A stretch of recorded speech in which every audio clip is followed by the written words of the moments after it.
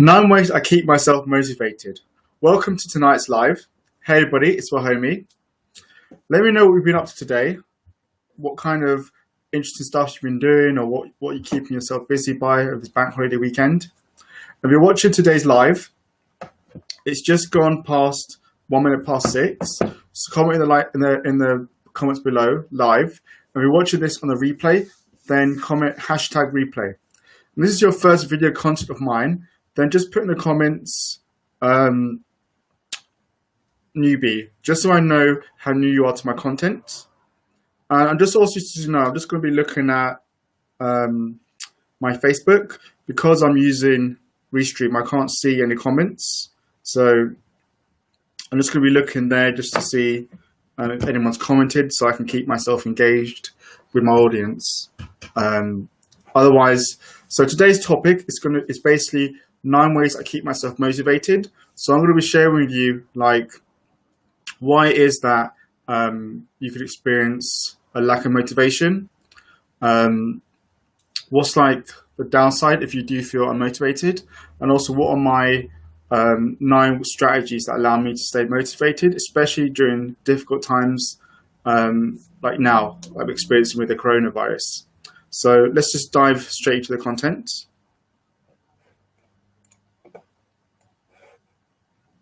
So what causes a lack of motivation?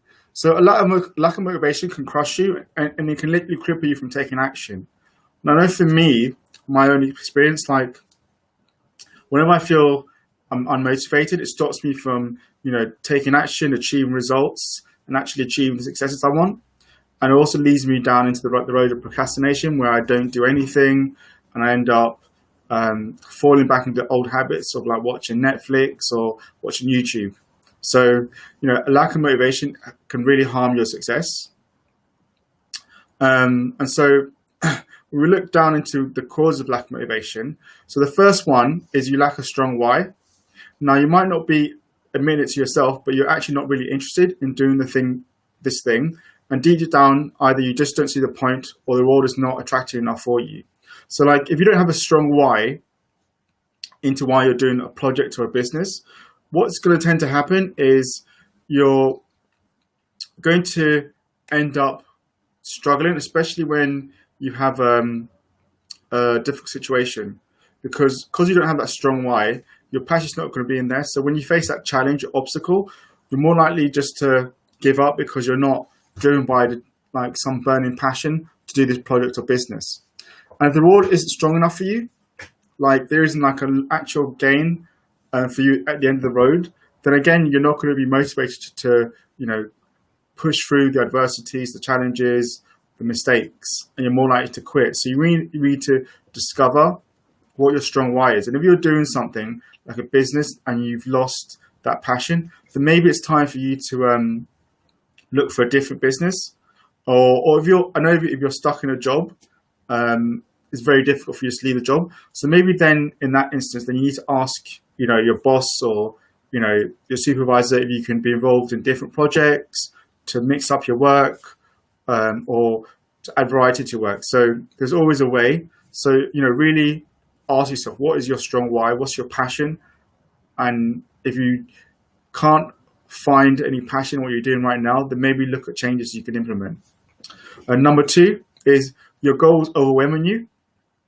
So when you think or talk about your thing you're doing, your mind is commenting with a big you are dreading this so much. As a result, you procrastinate on getting started because you're dreading it too much. So for example, if you have a long-term goal, let's say your long-term goal is to earn, 80,000 by the end of the year. And then, that's quite a big goal to set yourself. And you look at each day as, okay, I need to make 80,000, I need to make 80,000. That's going to be really overwhelming because 80,000 is huge, and you're just going to be feeling how am I going to earn 80,000? And because of it's so huge, it's going to make you feel overwhelmed. It's going to make you feel stressed. And so you're unlikely to, take action because of it's such a big task. But what you really want to do is actually break down that task, break it down into small little chunks. So, okay, in 12 months' time, you need to make 80,000. But for the first, break it down monthly. The first 3 months, actually, I just want to make 5 or 10,000 just to build up, because you can't, if you've never made even 5 or 10,000, it's going to be really hard if you make 80,000. So you want to like chunk down your objectives into smaller chunks that are manageable. So making 5,000 at the end of the month is going to be much more easable for you. And when you get that first win, then the following wins are going to come and you're going to get momentum. Because you want to avoid procrastination, because if you're overwhelmed and you're falling into procrastination, you're never going to make any action and you're going to have no success. So, think really hard about how you, about your goals and about breaking them down into smaller chunks. Number 3, you don't believe in yourself. So you kind of want to do this thing, but deep down, you don't really believe you can do it. And it's wreaking havoc on you and your motivation. Now, this is a big thing for a lot of business owners. When they're starting out business, they face hurdles or they face obstacles, that lack of belief they have in themselves that they can't do it is the biggest thing that stops business owners from being successful. Because if you don't believe in yourself, then your clients aren't going to believe in you, contractors aren't going to believe in you, and your staff aren't going to believe in you. So, and they're going to feel that lack of belief in you, in your, in the project or in your business. So it's really important that you're able to master your mindset. So really being conscious of how you're talking to yourself, of your thoughts, your beliefs, and changing those. So if you're full of all these negative beliefs and thoughts, then your actions are going to be negative and you're going to attract negative things. So you really need to be mindful and actually start changing your mindset. So, start looking at your way of thinking and making it more positive. Start taking more positive actions. Start having more supportive habits that reinforce your new positive beliefs. And then also, start creating certain rules for yourself that give you integrity. You always finish what you started, you'll never give up, because these will give you integrity, they'll give you confidence, and they'll boost up your self-esteem. So it's really important that you learn to believe in yourself. And number 4, you're simply exhausted. There's so much going on in your life, so many things to do, so many things you need to take care of. You are stressed out at best and burnt out at worst. There's simply none left to spark the fire and push hard on your goal. Now, this is also a big thing for a lot of business owners. They tend to end up, when they're starting a business or, when they're running a business, want to do everything by themselves. So they'll be doing everything from the sales to marketing to, handling customer service, every kind of thing you can think of in a business, they'll do it all by themselves and they won't ask for help. And the problem is, as long as that in their business, they're overstretched, and also in their personal life, they might be doing so many different things, different hobbies, trying to juggle all that stuff. And then it becomes overwhelming and just stressed out because there's so many different things you need to do and there's so much little time for you to do it.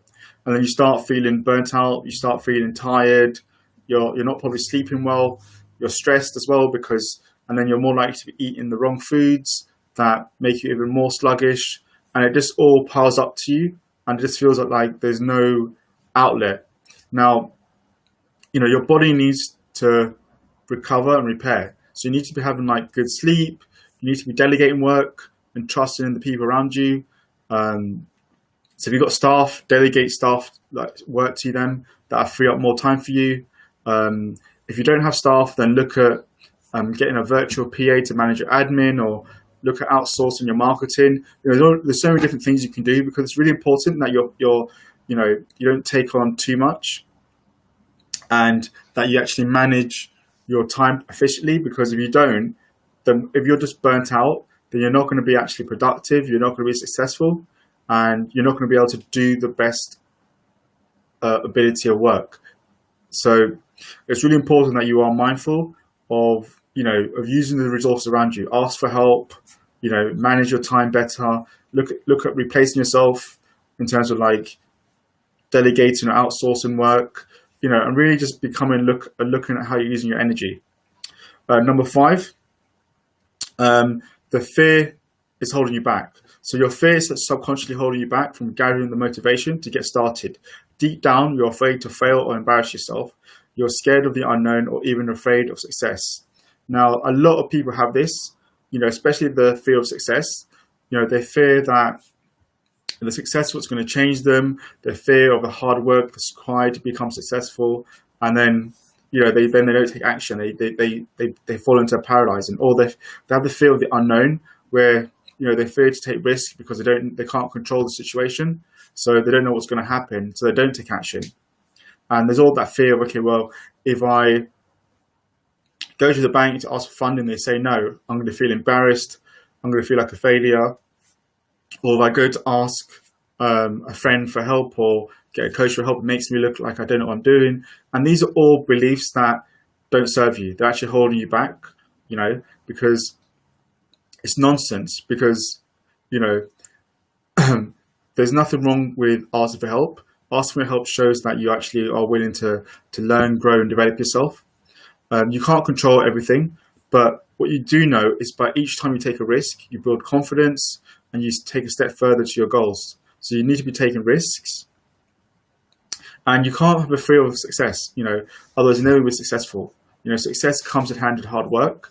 So you got to know that you deserve the success, So if you've got a service or a product that's going to help people, then you need to put that idea out there, and know that because of that good idea, it's going to come with success and you deserve that success. So you need to start having more self-belief in yourself to know that you are worth it, you are worthy, and also just become mindful of your fears, because you shouldn't fear anything, because fear, is just your body telling you that you're doing something good, and the opposite side of fear is going to be success. So start seeing fear as your friend and not let it hold you back. I'm just going to see if there's any comments. Oops.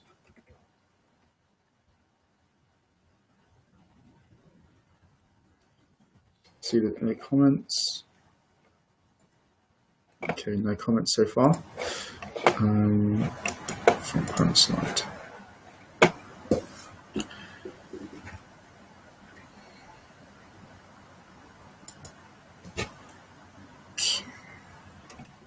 Yep. Number 6 is your unhealthy lifestyle is taking its toll.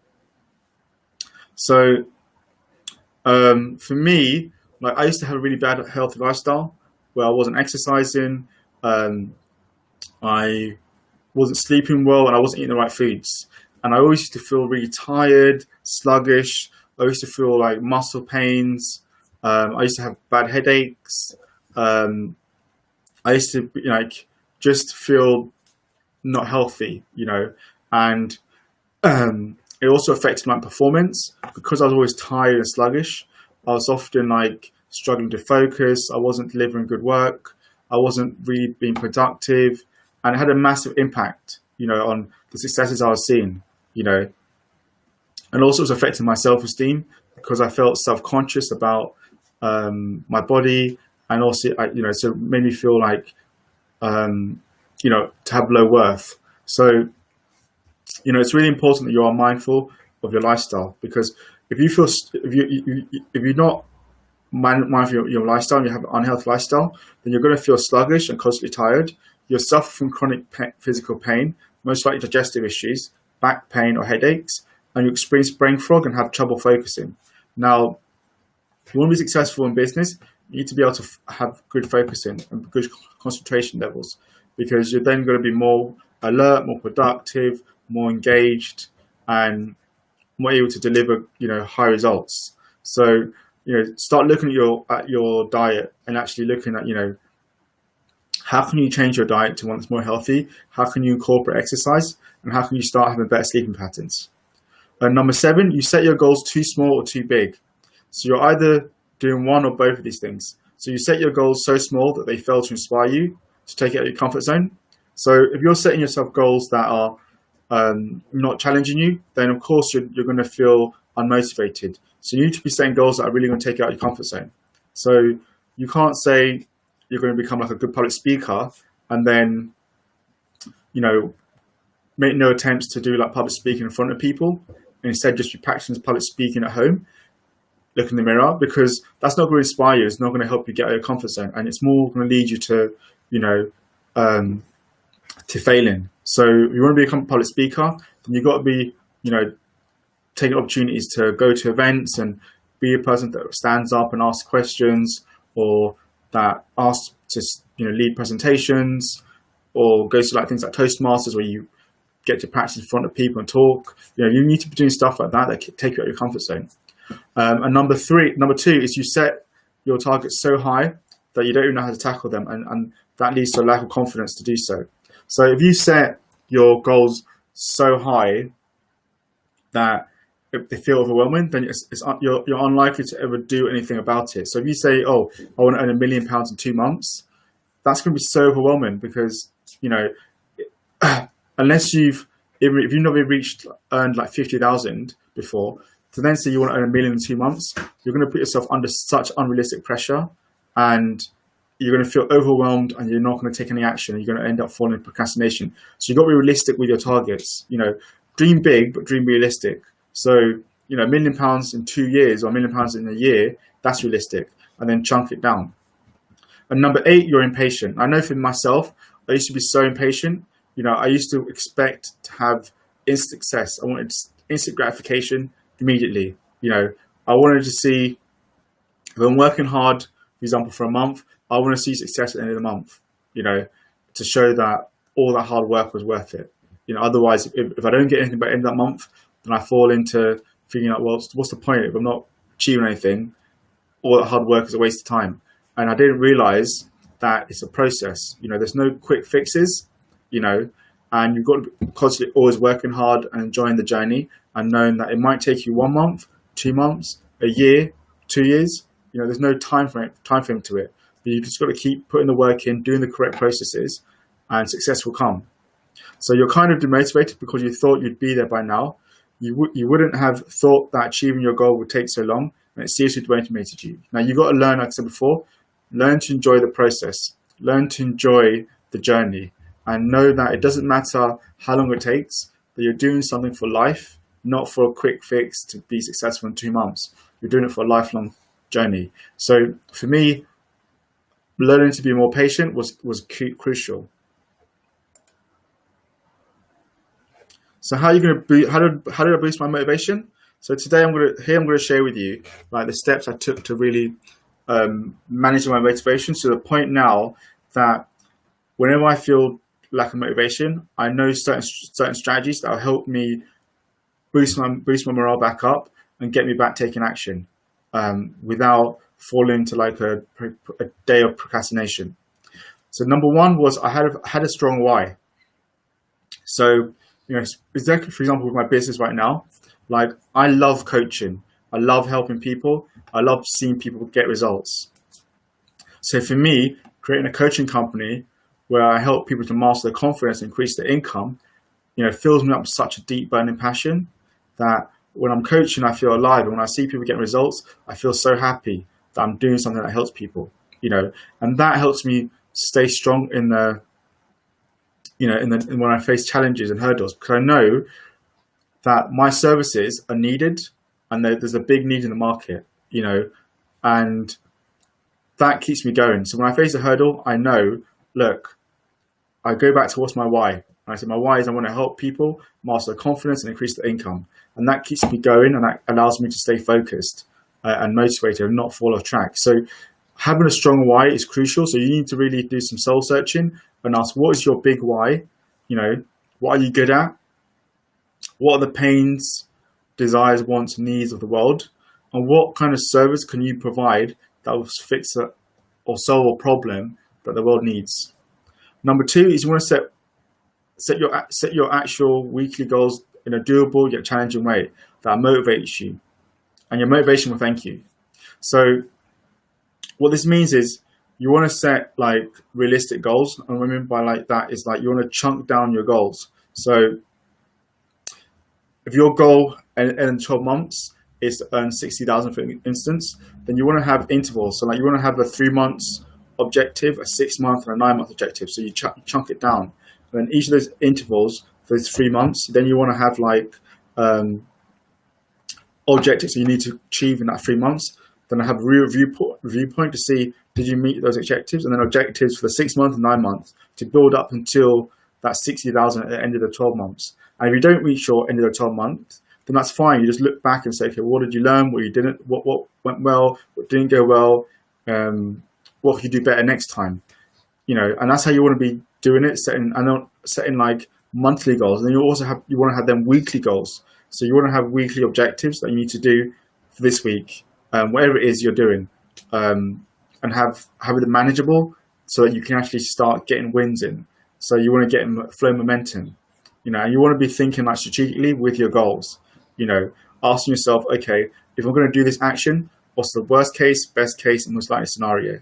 And having that kind of mindset and strategic thinking about it, because when I started thinking strategically, it opened my mind up to a whole new way of doing things, because I started thinking more strategically in terms of having a clear direction, a clear plan, and I actually started realizing, I was able to manage my tasks in a way that allowed me to go down the road of success.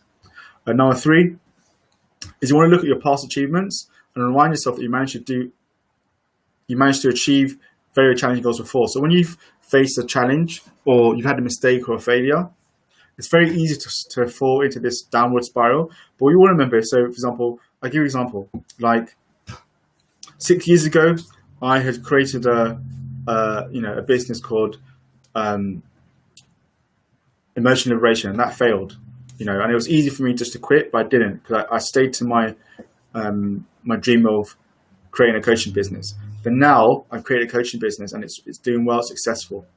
So, but when I do face challenges or hurdles, it's very easy for me to then fall in and say, oh, I'm useless, or I'm not good at this, I'm not good at that. But no, because that's all that does is beat yourself up and surround yourself with negativity. But instead what I do is I acknowledge, okay, look, yeah, I might have made a mistake here or might have failed here, but it doesn't change the fact that I've got a successful coaching business. I've done stand-up comedy, or all these different achievements. I'm a master practitioner, NLP, whatever it is you achieved. Remember those achievements, because it will show to you that you are successful, that you can achieve big goals, and just because you made a mistake or a failure doesn't mean it doesn't reflect on you as a person, or it just means that there's just areas where you need to grow and learn and develop yourself. So you want to change your way of thinking, and that's what I really did for myself.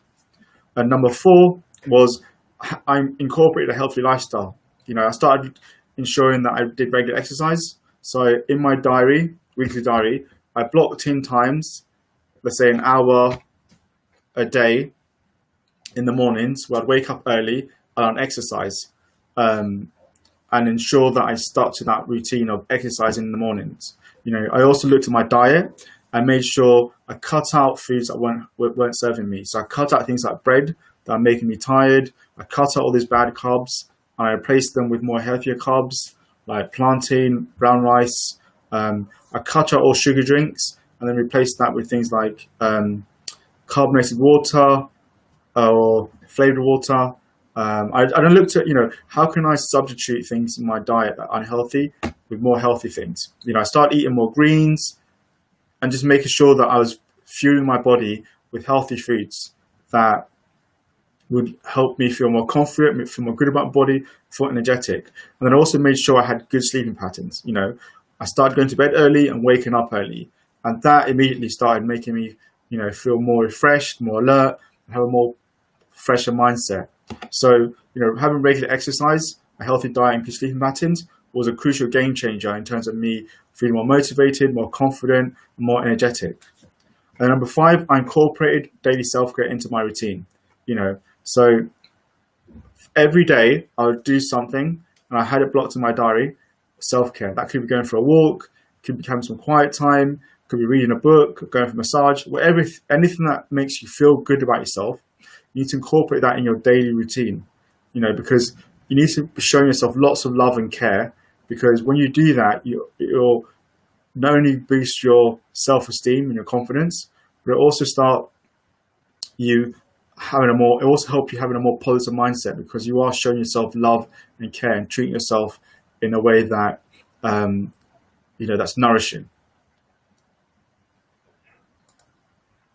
And number 6 was I got a coach. Now, it's really important when you're getting a coach, you get a successful coach. So you don't want a coach that's on your level or below you. So you don't want to be looking sideways, looking down.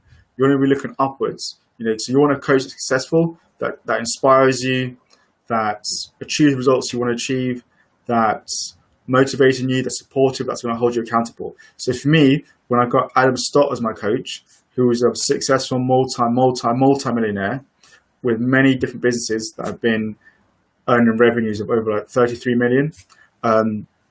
So for me, getting Adam as a coach was a game changer because I learned so much about business.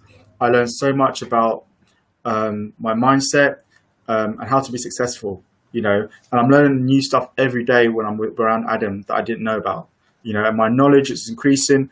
The voices I'm hearing are really uplifting and motivating me. He's holding me accountable. So I feel that I am sticking to my tasks and staying on goal. And, when I feel a lack of motivation, I have someone to talk to, and he just helps me address issues and then get back on track. So a coach for me is a life changer, and every successful person has at least one or two coaches. For example, Warren Buffett, he mentors Bill Gates. So that's one billionaire help another billionaire. So if they have coaches and mentors, then it makes no sense for us not to have coaches ourselves. So we look at having a coach that will help you. Number 7 is I have a strategic planner on my wall. So every day when I wake up in the morning, I've got a planner that's the first thing I see that says to me, that shows me what's my 12-month goal, what's my 9-month goal, what's my 6-month goal, what's my 3-month goal. And on that planner as well, I have it broken it down to, okay, what excuses are going to come up for me that I'm going to be saying? What do I need to do to achieve my goals? What resources I need? Who do I need that's going to help me? How am I going to go about achieving my results? So having that broken down allows me to see exactly what it is I need to do and to think more strategically. And it also allows me to feel confident. So on the days where I'm feeling, I can't be bothered, I just look at my wall and I realize, that's what I'm working towards. That's my purpose. That's my why. And that gives me the feeling of, okay, yes, let's get back on track. Let's stay motivated. And number 8 is I made sure that I surround myself with successful, supportive, and inspiring and motivating people. So what I did was I really looked at my inner circle, and I realized that people who were negative, who were demotivating me, who were always saying bad stuff about me, or who were always trying to talk me out of my dreams or showed no ambition, I cut them out. It didn't matter how long I've known them, whether it's 15, 20 years, I cut them out of my life, and I decided I'm going to put my success ahead of them. So obviously there's certain people that you can't choose, like family. And with family, all I did was I just managed the amount of time I was around them. So I limited them. So if it's someone who's really negative, like a cousin, then I limited the amount of time I was around them. So I'd only see them, say, once every 3 weeks or once every 4 weeks.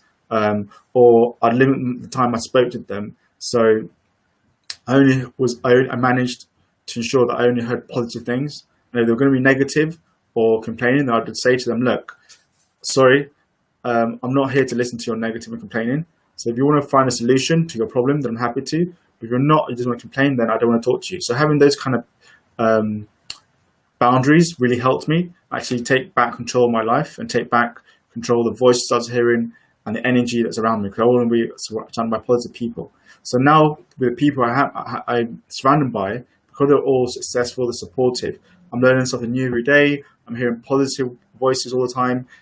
I'm getting motivated. I'm getting inspired. And if you don't know successful people, then go out and find the successful people. Go join a business network full of successful entrepreneurs. There are many different ones out there. Go join a millionaires mindset group, or go find people who are successful and surround yourself with them. Because if you want to be successful, you have to be surrounding yourself by successful people. You can't be hanging around with negative people because they will not help you become successful. And number 9, I learned to understand that good things take time. The owner of KFC, the CEO, it took him until he was 70 before he became a billionaire. So there's no quick route, there's no quick fix. And everyone's journey is different. You can't compare yourself to someone else because you don't know what journey they've been through. What skills they've got. We're all different. We're all unique. So it doesn't matter whether it takes you 2 years, 1 month, or 10 years. Our journeys are all different. So what you need to just focus on your own journey. Stop comparing yourself to other people. What they're doing, you can't control. All you can do is control yourself. So focus on your own journey. Focus on your own progress. and know that whatever it is you're doing it for lifelong change. Like for me, being a coach and growing a coaching business, I'm doing it for lifelong change. Not only to change my own life, but change the lives around me. So it doesn't matter to me whether it's like how long it takes, what challenges I experience, what failures I come across, mistakes. Those are all part of the journey. They're all part of helping me learn, grow, and develop. So you need to also have that same mindset and know that this is a process. It's a journey.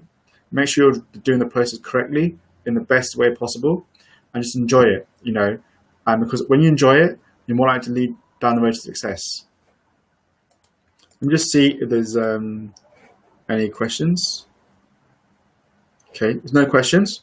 So, if you enjoyed tonight's live, then put in the comments below top stuff.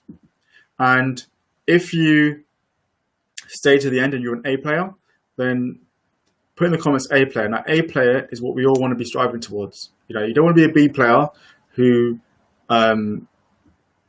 joined halfway. You don't want to be a C player who just turned up at the end right now to hear what I'm saying. A player was there at the beginning and stays there to the end. Because when you have that kind of mindset, you're going to have success.